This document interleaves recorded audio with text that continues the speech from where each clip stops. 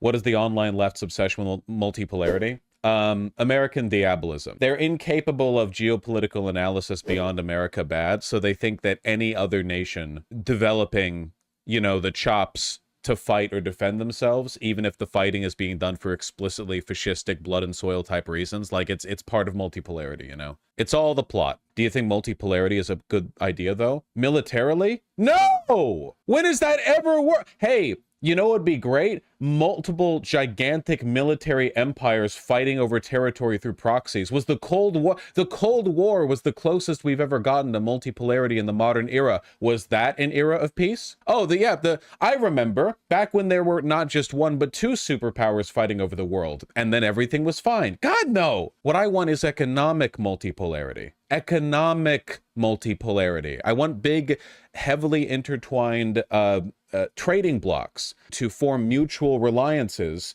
so that warfare between those blocks would be ruinous to everyone. This is the reason why we're currently, like, we're seeing Russia engage in this war with Ukraine, but not China with Taiwan, at least not yet, because China's economy is deeply intertwined with ours. War with China would be globally ruinous, but Russia has been so broken and weakened and so reliant exclusively on, like, fossil fuel exports for its economy, which are a lot more resistant to this kind of mutual intertwining. They don't lose as much when they go to war, which is why they've been able to hold themselves together for a while in spite of the incredible poverty of the nation, you know, through all the sanctions. Isn't that why protectionism has dangerous implications? Yes, I am a firm denier of protectionism in developed nations. If you're developing and trying to protect your own industries from foreign competition, sure, fine, that's good. I'm cool with that. People are saying they're the same, economic and military, and people say the moon landing was faked. What are you going to do? Listen to everyone and everything they say? Come on. Look at the UK, perfect example of what economic protectionism does to a developed country. Yep. The military is created and funded with money, so yes, they're closely connected. Everything's funded with money. So what, the economy is everything? Economy and erectile dysfunction are the same because you buy Viagra with dollar bills? Shut up, Jesus. No. Economic multipolarity can be done in a friendly sense.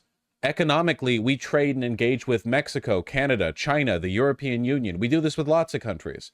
We have robust trade relations with most countries on Earth, very robust, to the point where it wouldn't be beneficial to us to go to war with them just because the instability would cut out the market. That wasn't the case with Russia. We didn't have that economic entanglement, you know? Sorry, I don't mean to snap. It's just this misconception bothers me a lot when people think like the fate of big nations is to fight. It's not true. If that's the case, why haven't we gone to war with China? Why haven't we gone to war with the European Union? You know, well, the European Union's interests and ours are aligned. So are China's! Economically, America and China have been buddy-buddy for a long time. Obviously, both of our nations' leaders, like, pretend, you know, we banter back and forth. There's competition. Sure, sometimes there's agitation. But for the most part, we're so connected, it's to our benefit. Mutual stability is to our benefit. You think China wants America to collapse? Do you have any idea how much USD China's holding?